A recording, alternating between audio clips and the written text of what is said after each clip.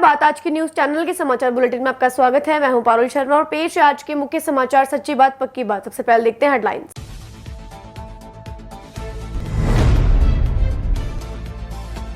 मुख्यमंत्री द्वारा फ्री बिजली की घोषणा का जनता ने किया स्वागत। मोदी के अजमेर आगमन के बाद हुई घोषणा।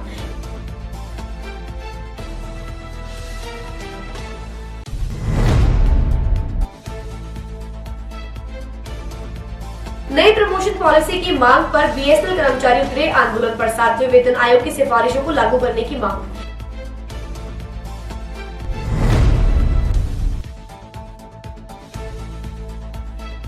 मूक महिला का स्टेशन पर करवाया गया प्रसव। महिला पुलिसकर्मियों ने दिखाया दमखम।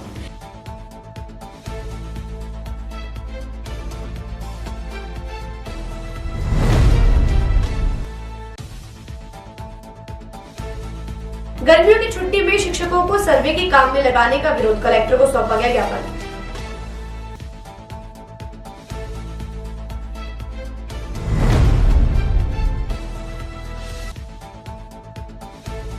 बूथ स्तर से युवाओं को जोड़ने के लिए एनएसयूआई ने शुरू किया सदस्यता अभियान।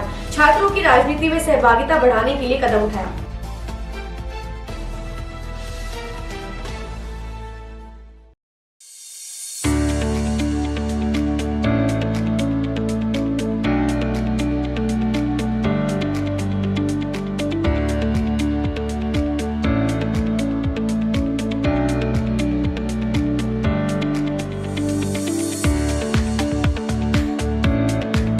ये सर्किट मामूल नहीं बनने का, रेडीनेट फाइबर लगाने का। इंटरनेट बोले तो रेडीनेट फाइबर नेट। डिटेल्स के लिए 7412001234 पे कॉल लगाने का। सही है भाई।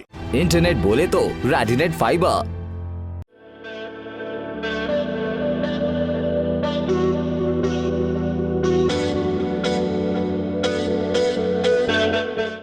अजमेर शहर में प्लॉट, मकान, फ्लैट, दुकान आदि खरीदने, बेचने व किराए हेतु आज ही प्ले स्टोर से डाउनलोड करें Varsha real estate app.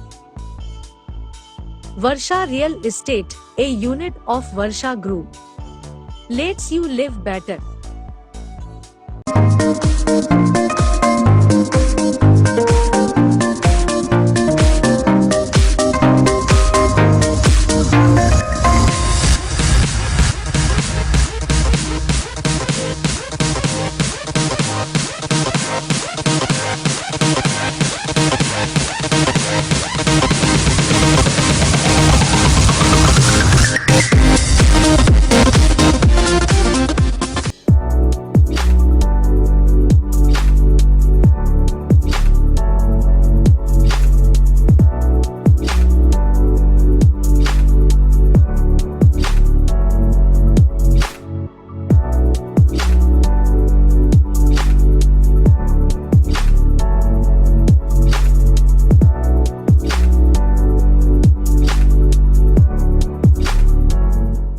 Dolphin water park अब नए रूप में पूरे परिवार के लिए मनोरंजन का स्थान, जहां है kids pool, swimming pool, wave pool, rain dance, slides, garden, food court. तो चले आइए dolphin water park near Nareli Jain temple, national highway 8, ग्राम गुवाड़ी, अजमेर। कॉन्टैक्ट 9950274420। अब शुरू करते हैं समाचारों का बेहतरीन सफर। मुख्यमंत्री अशोक गहलोत ने बुधवार देर रात बड़ा ऐलान किया है, जिसमें उन्होंने प्रदेश के उपभोक्ताओं को 100 यूनिट निःशुल्क बिजली देने की सौगात दी है। प्रधानमंत्री नरेंद्र मोदी के अजमेर आगमन के बाद मुख्यमंत्री अशोक गहलोत ने एक बयान जारी किया है, जिसमें उन्होंने आमजन को 100 यूनिट बिजली निःशुल्क देने का ऐलान किया है। उन्होंने कहा है कि उपभोक्ताओं को 100 यूनिट तक बिल नहीं देना होगा। 50 यूनिट जो निःशुल्क दी जा रही है उसको 100 यूनिट किया जाएगा। उसके अनुसार 1 मई से ये घोषणा प्रारंभ हुई और पहला बिल आएगा अभी 1 से 15 जून के बीच में।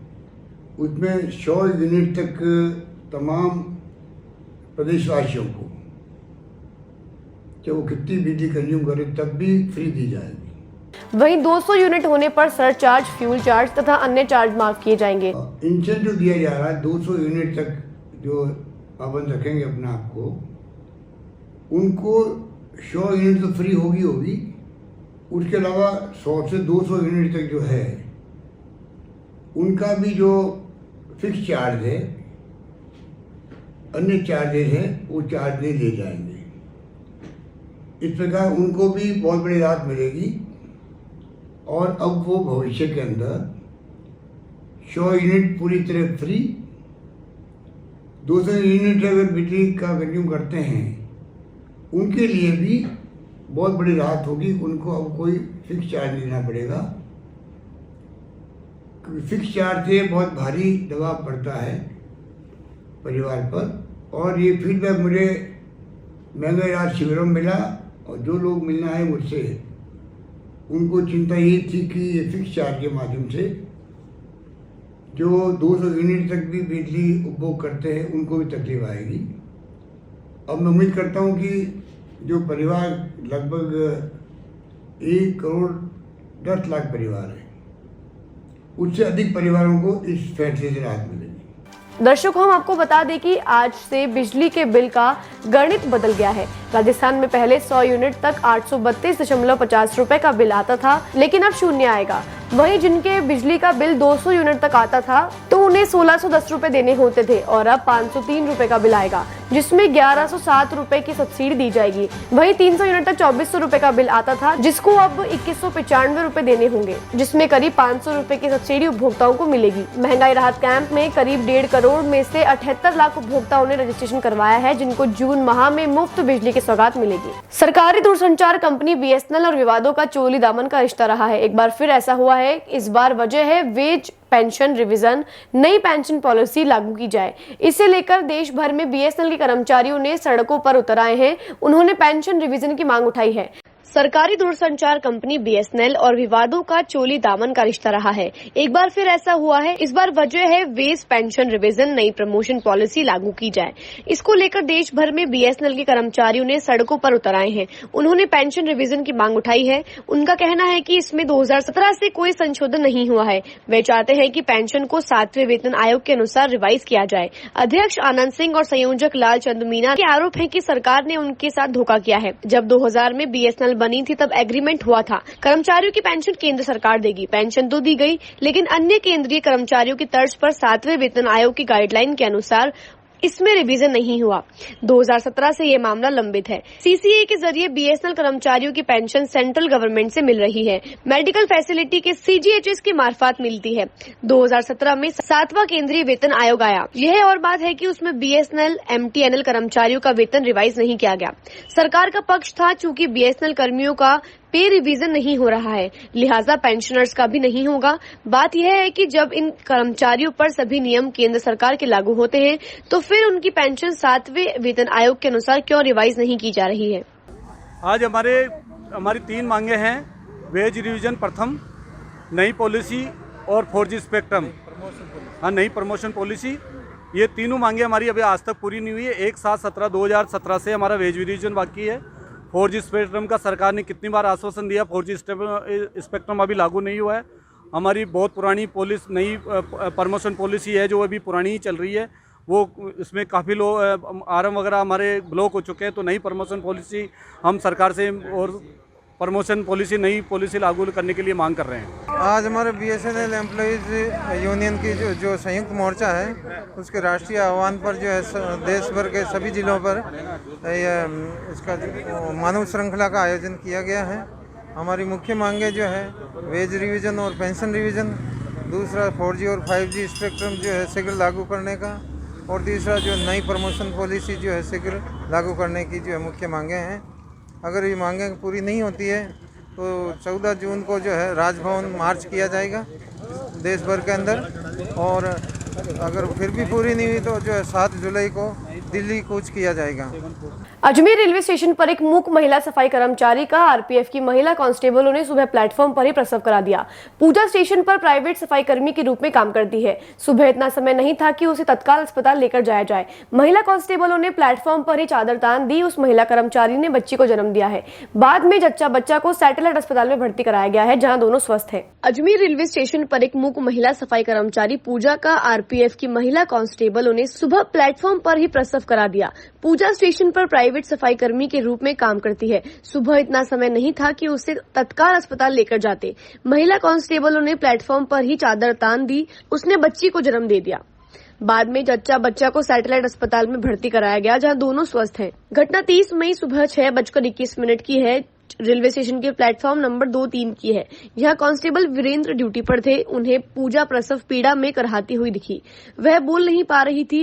थाने पर सूचना दिए जाने पर सहायक उप निरीक्षक प्रेमाराम ने 4 महिला कांस्टेबल सावित्री फागेडिया, हंसा कुमारी जाट, हंसा कुमारी और लक्ष्मी वर्मा को मौके पर भेज दिया। तब तक काफी ब्लीडिंग हो चुकी थी। महिला अस्पताल ले जाने की स्थिति में नहीं थी। महिला कांस्टेबल ने तत्काल थाने से चादर लाकर मौके पर ही प्रसव कराया। 6:39 पर पूजा ने बेटी को जन्म दिया। पूजा बोल नहीं पाती है। वह अपने पति गोपाल के साथ स्टेशन पर प्राइवेट सफाई कर्मचारी का काम करती है। दोनों उत्तर प्रदेश के फारुखाबाद के रहने वाले हैं। शाम के समय निरीक्षक लक्ष्मण सिंह गौड़ एवं उनकी पत्नी ने अस्पताल जाकर कुशल क्षेम पूछी और जरूरत की सामग्री भेंट की। मालूम हो कि करीब 1.5 साल पहले स्टेशन के मुख्य गेट के पास एक महिला को प्रसव हो चुका है। अजमेर रेलवे स्टेशन आरपीएफ थाना प्रभारी लक्ष्मण गौड़ ने बताया कि उन्हें जैसे ही सूचना मिली, महिला कांस्टेबलों को मौके पर भेजा, जिन्होंने हिम्मत दिखाते हुए प्रसव करा दिया। महिला बोल नहीं सकती है, न ही उसे अस्पताल ले जाने का समय मिला। आरपीएफ को खुशी है कि यह पुनीत कार्य करने का मौका मिला। कल ये 30 मई की घटना है, प्रातःकालीन की, अजमेर रेलवे स्टेशन की। हमारा एक कांस्टेबल प्लेटफॉर्म ड्यूटी पे था, कांस्टेबल वीरेंद्र। उसने करीब 6:20 के करीब ऑब्जर्व किया कि प्लेटफॉर्म पे एक महिला प्रसव पीड़ा में है और उसको मदद की ज़रूरत है। उन्होंने तुरंत ड्यूटी अधिकारी एएसआई को बताया। एएसआई प्रेम ने मुझे सूचना दी और मैंने बोला कि हॉस्पिटल शिफ्ट करो, लेकिन बोले कि साहब हॉस्पिटल शिफ्ट करने लायक स्थिति नहीं है। तो मैंने इनको गाइड किया और एएसआई प्रेम ने आसपास में जो हमारी महिला कांस्टेबल ड्यूटी थी सबको बुलाया और वहीं हम लोग महिला कांस्टेबलों ने मेक शिफ्ट अरेंजमेंट करके और हिम्मत दिखाते हुए 2 जान बचाई और डिलीवरी भी कराई। एक बच्ची का जन्म हुआ 6:39 पे और सुरक्षित डिलीवरी हुई और उसके बाद उसको रेलवे हॉस्पिटल भेजा गया। महिला का नाम पूजा है, उसके हस्बैंड का नाम गोपाल है और दोनों अजमेर शहर में सफाई का काम करते हैं। ये लोग कल जयपुर जा रहे थे और फरुखाबाद के लोग रहने वाले हैं। महिला या उसका परिवार बहुत गरीब स्थिति में थे, तो आरपीएफ ने साहसिक कार्य किया है और 2 जान बचाते हुए उस महिला की मदद की और उसको सुरक्षित डिलीवरी करा करके अस्पताल भिजवाया। ग्रीष्म अवकाश में शिक्षकों को घर घर सर्वे के कार्य से मुक्त करने की मांग को लेकर अजमेर राजस्थान शिक्षक संघ सियाराम लोकतांत्रिक के तत्वाधान में आज माननीय मुख्य निर्वाचन आयुक्त राजस्थान जयपुर को माननीय कलेक्टर अजमेर के माध्यम से ज्ञापन सौंपा गया, जिसमें शिक्षकों को ग्रीष्म अवकाश में घर घर सर्वे करने की जो ड्यूटी लगाई गई है उसे निरस्त किया जाए। राजस्थान शिक्षक संघ सियाराम प्रदेश के संयोजक ब्रजेंद्र शर्मा ने बताया कि राजस्थान सहित अजमेर में शिक्षकों को गैर शैक्षणिक कार्य में लगाने के विरोध में बीएलओ संघ ने कलेक्ट्रेट कार्यालय के बाहर प्रदर्शन किया। इसके बाद जिला अधिकारी भारती दीक्षित को माननीय मुख्य निर्वाचन आयुक्त और मुख्यमंत्री के नाम ज्ञापन सौंपा गया। शिक्षकों ने कहा कि कई बार न्यायालय द्वारा शिक्षकों को गैर शैक्षणिक कार्यों में नहीं लगाने के लिए कहा गया है, फिर भी राज्य सरकार ने उन्हें बीएलओ और सुपरवाइजर के पद पर लगा दिया। ज्ञापन में बताया कि वैसे तो अन्य विभागों के कर्मचारियों को भी बीएलओ पद पर लगाया जा सकता है, लेकिन सिर्फ सरकारी शिक्षकों को ही बीएलओ बनाया जाता है। किसी भी चुनावी प्रक्रिया के तहत सबसे ज्यादा बीएलओ का कार्य होता है, उसी दौरान शिक्षक का कार्य भी करना होता है। ज्ञापन में बताया गया कि जल्द ही शिक्षकों को बीएलओ कार्य से मुक्त किया जाए ताकि छात्रों का अध्ययन बाधित ना हो। बीएलओ संघ का कहना है कि विद्यालय में शिक्षण व्यवस्था बाधित हो रही है। सभी शिक्षक आधार फीडिंग कार्य के लिए डोर टू डोर जा रहे हैं, जबकि अन्य विभाग के कर्मचारियों को बीएलओ बनाकर शिक्षकों को मुक्त किया जा सकता है, लेकिन सरकार ऐसा नहीं कर रही है। अगर समय रहते बीएलओ की मांग नहीं मानी गई तो प्रदेश स्तर पर आंदोलन के लिए तैयार रहे। उन्होंने बताया कि शिक्षकों को बीएलओ का कार्य देने से शिक्षण व्यवस्था के साथ साथ विद्यालय समस्त गतिविधियां भी बाधित हो रही है। सरकार को समय रहते बीएलओ की मांग पर विचार करना चाहिए। राजस्थान शिक्षक संघ सियाराम लोकतांत्रिक के बैनर तले आज हमने पूरे राजस्थान में बीएलओ की पीड़ा को लेकर मुख्य निर्वाचन आयुक्त को माननीय कलेक्टर महोदय अजमेर के माध्यम से ज्ञापन दिया है। हमारी मांग है कि शिक्षकों को बीएलओ के रूप में पूरे वर्ष भर प्रताड़ित किया जाता है और प्रताड़ित ही नहीं, मैं शिक्षकों को ही नहीं, सरकारी विद्यालय के बच्चों के साथ बहुत बड़ा अन्याय किया जा रहा है। गत सत्र 22-23 में शिक्षक रूप में जो बीएलओ लगे हुए हैं उन्होंने 70 से 75 दिन ड्यूटियां दी है और 70 से 75 दिन वो विद्यालय में उपस्थित नहीं रह सका और उसकी वजह से सरकारी विद्यालय में पढ़ने वाले गरीब मजदूरों के छात्र आज शिक्षा के लिए तरस रहे हैं। माननीय निर्वाचन आयोग से हमारा निवेदन है कि इस प्रकार की असंवैधानिक बात और अन्यायपूर्ण बात जो बच्चों के साथ की जा रही है उसमें शीघ्र से शीघ्र समाधान हो। साथ ही गर्मियों की छुट्टियों में शिक्षक अपने अपने घर पे जाता है, कहीं घूमने का कार्यक्रम बनाता है, वर्ष भर परेशान रहते हुए, और उससे गर्मी की छुट्टियों को भी समाप्त करके बीएलओ के रूप में जो शिक्षक लगे हुए हैं उनकी घर घर सर्वे में ड्यूटी लगा दी गई है, जो कि सरासर गलत है। हमारी माननीय मुख्यमंत्री महोदय और निर्वाचन महोदय से भी ये मांग है कि शिक्षकों को इस पीड़ा से मुक्त किया जाए और सरकारी विद्यालय के जो बच्चे हैं उनको पढ़ने में बाधा उत्पन्न नहीं हो, इस तरह का निर्णय लिया जाए। बूथ स्तर से यूनिवर्सिटी तक युवाओं को जोड़ने के लिए एनएसयूआई ने प्रदेश भर में आरंभ अभियान शुरू किया है। अजमेर के आरटीडीसी में एनएसयूआई जिला अध्यक्ष फरहान खान ने आरंभ अभियान की शुरुआत की है। इसमें सदस्यता ऑफलाइन की जाएगी। अभियान शुरू करने का उद्देश्य आगामी विधानसभा चुनाव में जीत हासिल करने और युवाओं की राजनीति में भागीदारी बढ़ाना है। एनएसयूआई जिला अध्यक्ष फरहान खान ने कहा कि आरंभ अभियान की प्रक्रिया ऑफलाइन फॉर्म के माध्यम से होगी। आरंभ अभियान का उद्देश्य बूथ स्तर से लेकर यूनिवर्सिटी कॉलेज स्तर पर एनएसयूआई छात्र संगठन के विचारधारा के कार्यकर्ता तैयार करना और उन्हें संगठन से जोड़ना है, ताकि राजनीति में भी युवाओं की भागीदारी बढ़े। केंद्र सरकार की छात्र विरोधी नीतियों के खिलाफ प्रदेश भर के स्टूडेंट्स को अभियान से जोड़ने पर काम किया जा रहा है। इस दौरान युवाओं को देश में लोकतंत्र को बचाने, कॉलेज की समस्याओं को जानना, उनका समाधान करवाना, स्टूडेंट से उनके गांव शहर की समस्याओं को जानना, देश में बेहतर शिक्षा और समानता के लिए स्टूडेंट्स के माध्यम से राजस्थान सरकार की जन कल्याणकारी योजनाओं का छात्र वर्ग व युवाओं में प्रचार प्रसार करने के लिए युवाओं को जोड़ने का काम किया जा रहा है। पूरे राजस्थान भर में आरंभ कैंपेन के तहत प्रत्येक बूथ पर 5 छात्रों को जोड़ने का आरंभ कैंपेन की शुरुआत 1 जून से लेकर 30 जून तक करने जा रही है, जिससे जो आम छात्र महाविद्यालयों में प्रवेश लेगा उसको मूलभूत समस्या नहीं उठानी पड़े। इसके लिए उसको भारतीय राष्ट्रीय छात्र संगठन की रीति नीति और भारतीय राष्ट्रीय छात्र संगठन की विचारों से जोड़कर भारतीय राष्ट्रीय छात्र संगठन का प्राथमिक सदस्य बनाया जाएगा। इस कैंपेन में जो कार्यकर्ता अपनी सक्रिय भूमिका और निभाएगा उसको संगठन में अच्छे दायित्व दिया जाएगा। जो प्रदेश और राष्ट्रीय नेतृत्व की निगाह इस पूरे कैंपेन पर रहेगी और उस कार्यकर्ता को प्रदेश और राष्ट्रीय स्तर पर दायित्व से नवाजा जाएगा।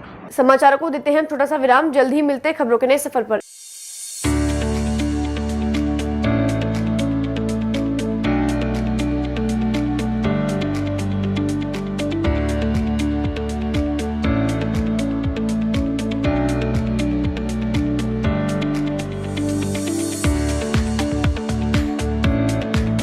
ये सर्किट मामूल नहीं बनने का, रेडीनेट फाइबर लगाने का। इंटरनेट बोले तो रेडीनेट फाइबर नेट। डिटेल्स के लिए 7412001234 पे कॉल लगाने का। सही है भाई। इंटरनेट बोले तो रेडीनेट फाइबर।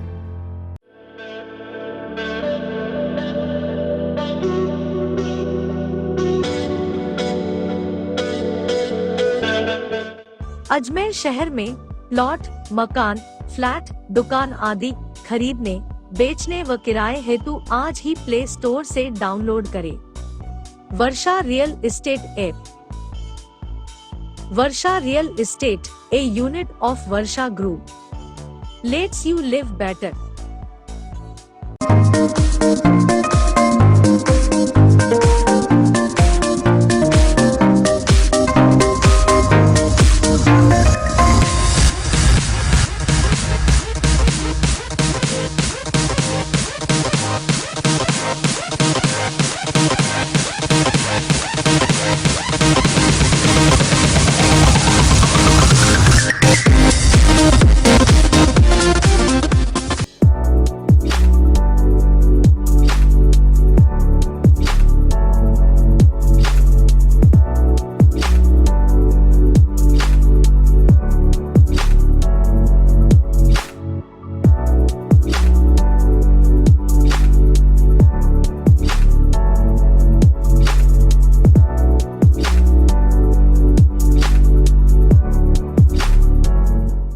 डॉल्फिन वाटर पार्क अब नए रूप में पूरे परिवार के लिए मनोरंजन का स्थान, जहाँ है kids pool, swimming pool, wave pool, rain dance, slides, garden, food court. तो चले आइए dolphin water park near Nareli Jain temple, national highway 8, ग्राम गुवाहाटी, अजमेर। कॉन्टैक्ट 9950274420। एक बार फिर आपका स्वागत है। आइए चलते खबरों के नए सफर पर। नसीराबाद गांधी चौक स्थित नवल राम जी की बगीचे के पास विश्व हिंदू परिषद दुर्गा वाहिनी नसीराबाद के तत्वाधान में स्कूली बच्चियों एवं महिलाओं के आत्मरक्षा के लिए शौर्य एवं संस्कार प्रशिक्षण शिविर का आयोजन किया गया। जानकारी देते हुए मातृशक्ति संयोजिका चारू बाबानी ने बताया कि पूर्व नगर पालिका चेयरमैन शारदा मित्तल वाल के भारत माता के चित्र पर पुष्पांजलि व दीप प्रज्वलित कर कार्यक्रम का शुभारंभ किया गया। वहीं आपको बता दें कि शिविर में दंड, नियुद्ध, योग एवं खेल के 4 कलांश रखे गए हैं। वहीं दूसरी ओर सह संयोजिका वृतिका सिंघल ने बताया कि शिविर में कम से कम 150 संख्या रखने का लक्ष्य तय किया गया है, जिससे अधिक से अधिक बहनें और महिलाएं दुर्गा वाहिनी के इस शिविर में जुड़ सकें।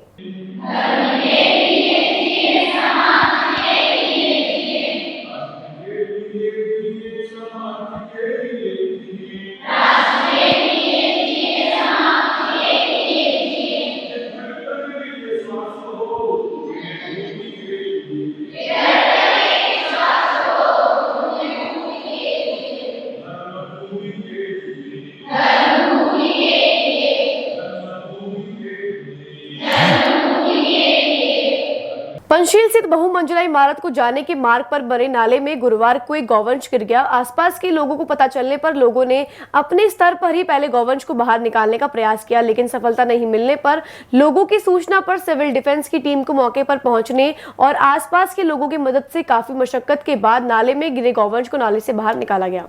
जानकारी के अनुसार पंचशील स्थित बहुमंजिला इमारत को जाने वाले मार्ग पर नाला खुला है। गुरुवार सुबह इसमें एक गोवंश गिर गया। गोवंश ने बाहर निकलने का प्रयास किया, लेकिन वह नहीं निकल पाया और नाले में ही विचरण करने लगा। जब इस बात का पता आसपास के लोगों को चला तो मौके पर काफी संख्या में लोग जमा हो गए और लोगों ने नाले में गिरे गोवंश को बाहर निकालने का प्रयास किया, लेकिन उन्हें सफलता नहीं मिली। इस पर लोगों ने नगर निगम और सिविल डिफेंस को सूचना दी और सूचना पर सिविल डिफेंस की टीम मौके पर पहुंची। टीम ने लोगों की मदद से नाले में गिरे गोवंश को बाहर निकालना चाहा, लेकिन गौवंश भय के कारण नाले में ही इधर-उधर होने लगा।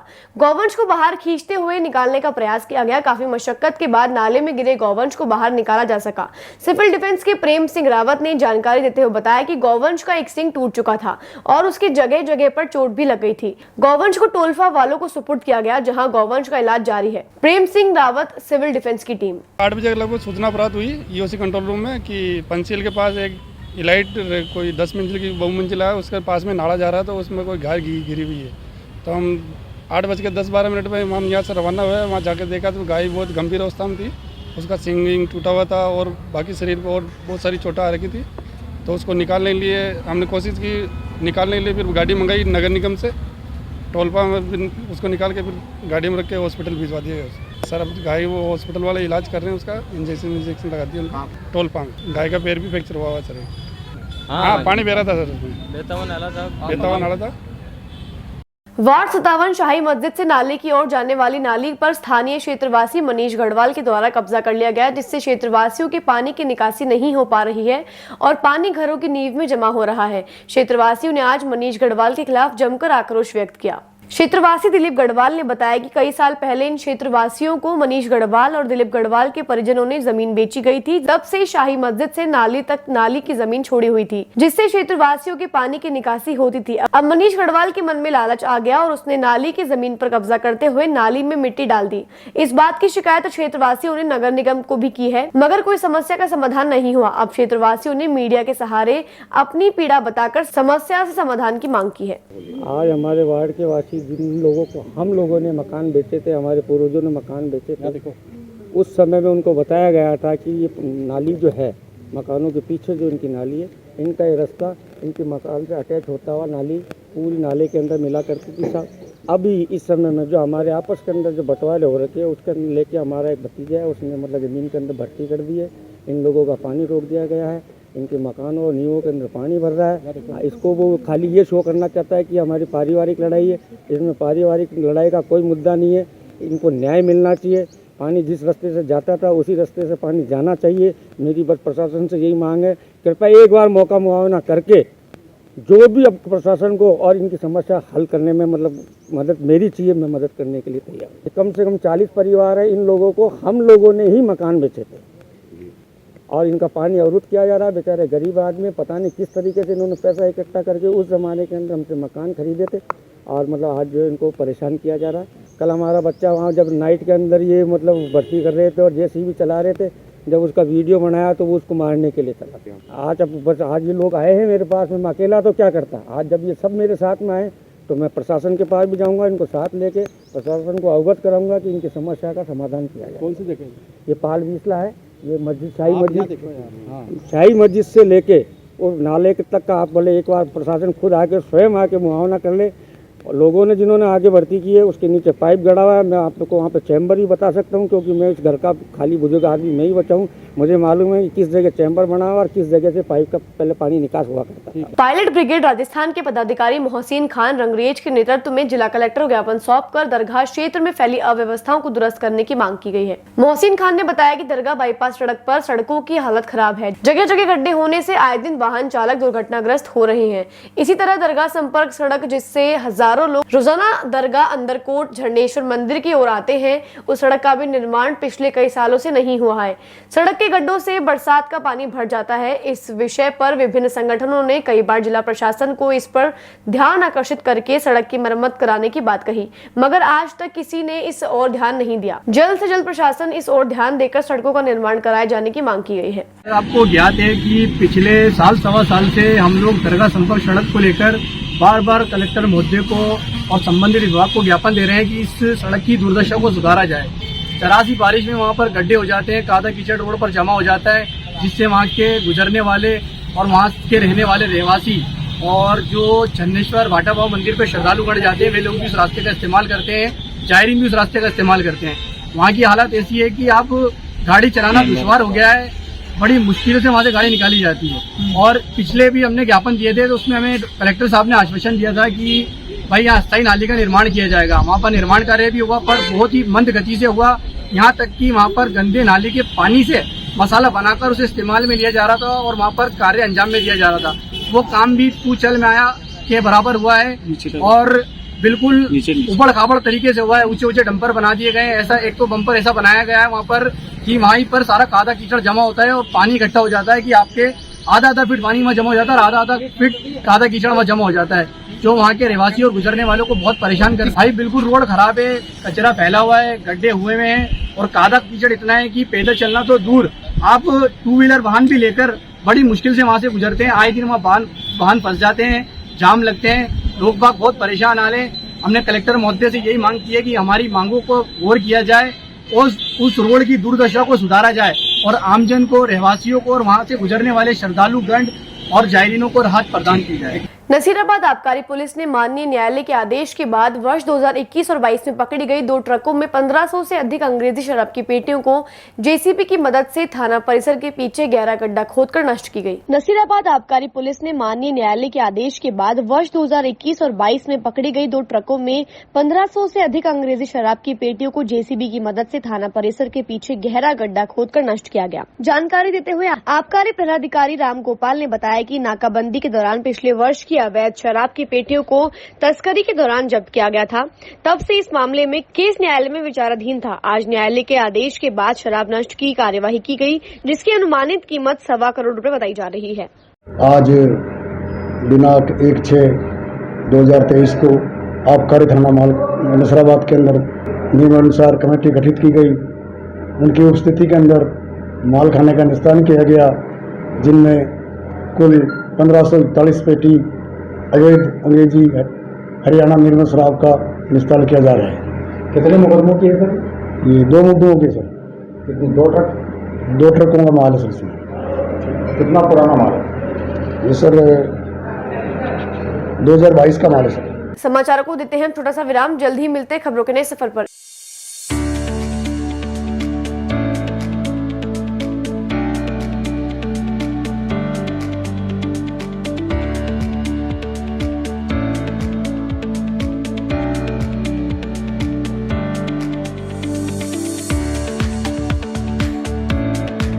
ये सर्किट मामू नहीं बनने का, रेडीनेट फाइबर लगाने का, इंटरनेट बोले तो रेडीनेट फाइबर नेट। डिटेल्स के लिए 7412001234 पे कॉल लगाने का। सही है भाई। इंटरनेट बोले तो रेडिनेट fibre.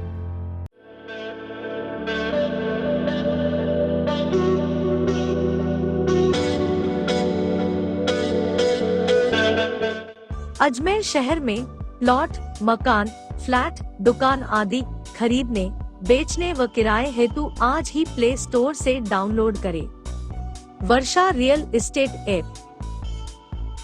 Varsha real estate, a unit of Varsha group, lets you live better.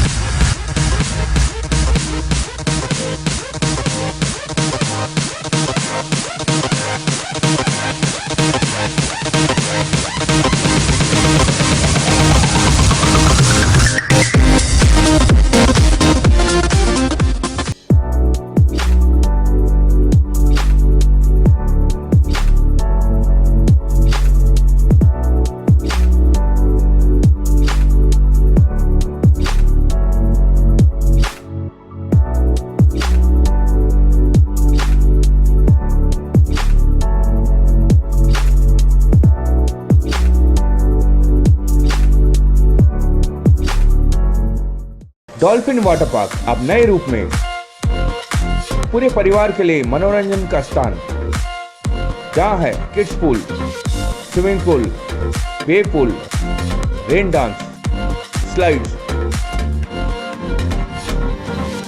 Garden, food court.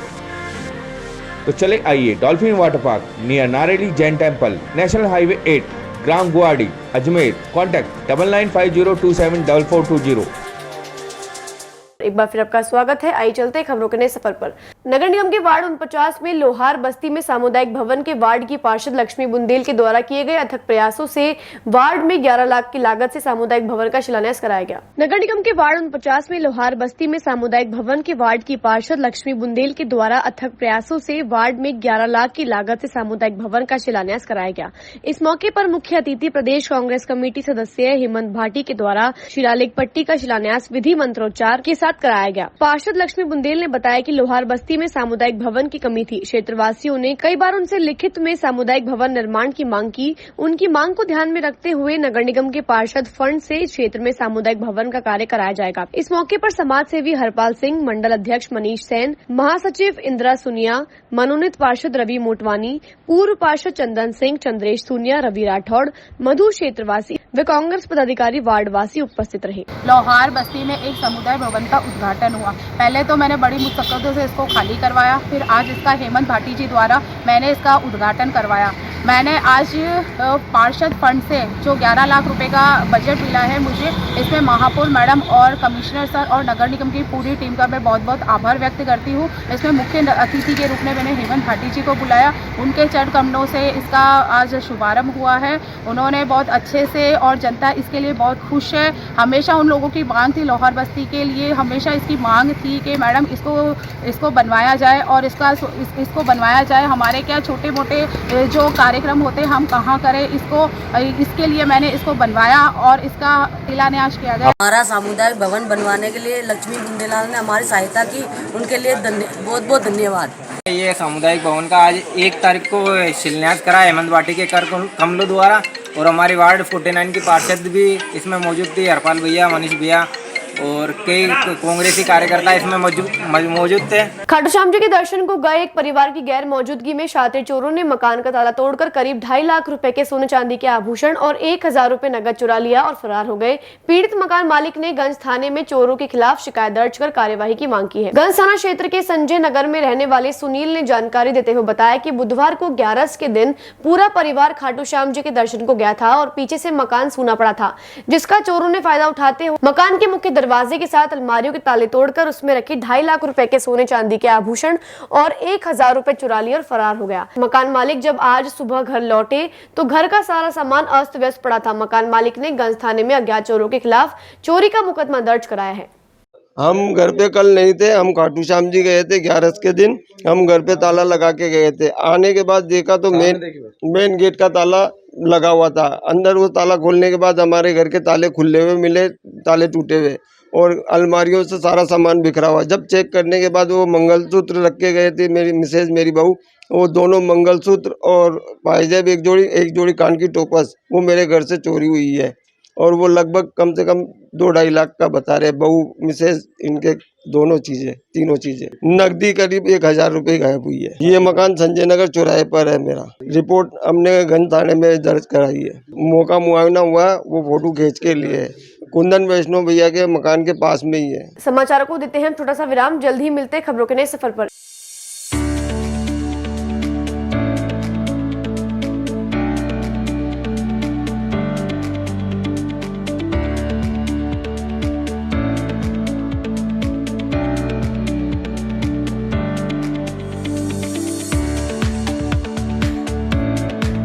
A circuit मामू नहीं बनने का, रेडीनेट फाइबर लगाने का। इंटरनेट बोले तो रेडीनेट फाइबर नेट। डिटेल्स के लिए 7412001234 पे कॉल लगाने का। सही है भाई।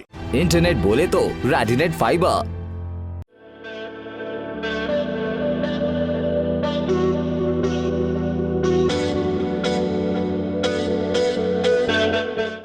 अजमेर शहर में प्लॉट, मकान, फ्लैट, दुकान आदि खरीदने, बेचने व किराए हेतु आज ही प्ले स्टोर से डाउनलोड करें Varsha real estate app.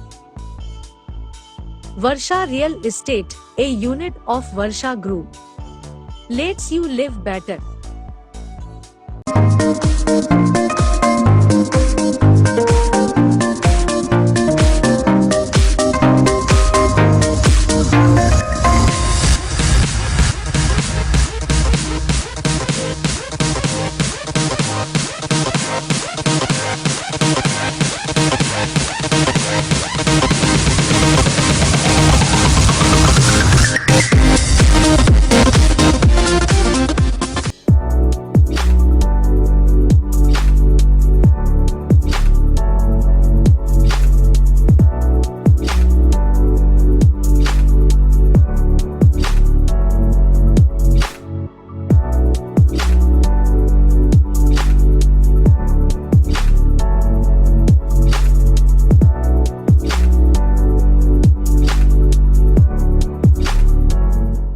Dolphin water park अब नए रूप में पूरे परिवार के लिए मनोरंजन का स्थान, जहां है kids pool, swimming pool, wave pool, rain dance, slides,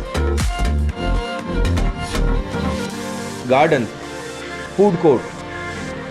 तो चले आइए dolphin water park near Nareli Jain temple, national highway 8, ग्राम गुवाहाटी, अजमेर। कॉन्टैक्ट 9950274420।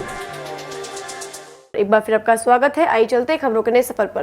पंचशील देवनगर गली नंबर 1 ग्लोबल कॉलेज के पीछे शिवधाम शिवलिंग 11.25 किलो का पारस शिवलिंग सहित कई देवी देवताओं की मूर्ति प्राण प्रतिष्ठा का कार्यक्रम आज रखा गया। इस कार्यक्रम में मुख्य अतिथि समाज सेवी भंवर सिंह पलाड़ा, जिला प्रमुख सुशील कंवर पलाड़ा और पूर्व मंत्री और विधायक अनिता बघेल रही। मूर्ति प्राण प्रतिष्ठा कार्यक्रम में राष्ट्रीय संत भागवत पाठ श्री कृष्णानंद महाराज द्वारा पूजन हवन करवाया गया। पुष्कर राम सखा आश्रम के महंत श्री नंदाराम शरण महाराज, भागवत पाठ श्री दिनेश जी शास्त्री, कोलकाता के देवेंद्र शास्त्री द्वारा भगवान पारस शिवलिंग की जल हवन यज्ञ स्थापना किया गया। 2 दिवसीय पूजन मूर्ति प्राण प्रतिष्ठा समारोह में 11 विद्वान पंडितों के माध्यम से आज ज्येष्ठ मास शुक्ल पक्ष द्वादशी के दिन विधि विधान से मंदिर के मुख्य पुजारी ऋषिराज और सुशीला एस्ट्रोलॉजी द्वारा हर्षोल्लास से कार्यक्रम को संपादित किया गया।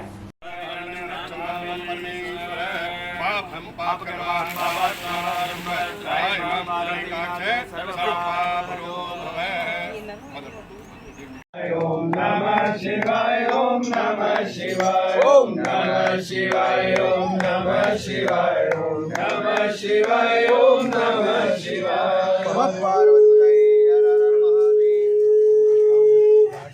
Roller skating sports federation of India व Rajasthan roller skating sports association के संयुक्त तत्वाधान में 4th roller skating sports national प्रतियोगिता का आयोजन द्रोणाचार्य स्पोर्ट्स एकेडमी जयपुर में दिनांक 27 से 28 मई 2023 तक किया गया।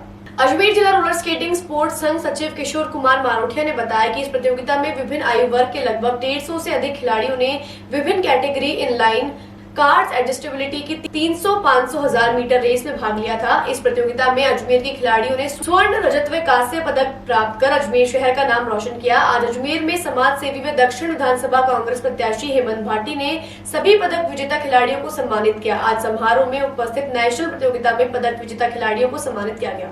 ये आज छोटी चैंपियनशिप ली है और राजस्थान लेवल, नेशनल लेवल तक आप खेलो अपने किशोर सर की कोचिंग के अंदर। ऐसी मैं आपको शुभकामनाएं देता हूँ और जो जीत कर आप आए उसके लिए बहुत बहुत बधाई। गहलोत की सरकार ने 1 जून से सभी कर्मचारियों के लिए राजकीय खजाने का मुंह खोल दिया है। आज से कोई भी कर्मचारी अपने वेतन में से 20,000 रुपए का अग्रिम भुगतान ले सकता है।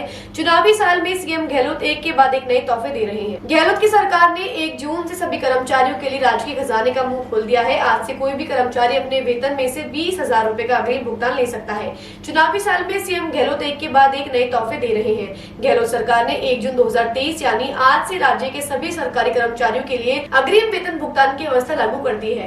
इससे कर्मचारियों को बहुत सुविधा होगी। उन्हें अब अग्रिम कार्य के लिए किसी संस्था से उधार या फिर ब्याज पर पैसा नहीं लेना होगा। इसका सबसे बड़ा फायदा राज्य के न्यूनतम वेतन के कर्मचारियों को मिल पाएगा। वे कर्ज के जाल में भी नहीं फंसेंगे। राजस्थान सरकार के अधिकारियों व कर्मचारियों को अब आकस्मिक जरूरी खर्च के लिए इधर उधर से जुगाड़ करने की जरूरत नहीं होगी। आज के समाचार बुलेटिन में बस इतना ही। कल फिर होगी आपसे मुलाकात। तब तक के लिए दीजिए इजाजत। नमस्कार।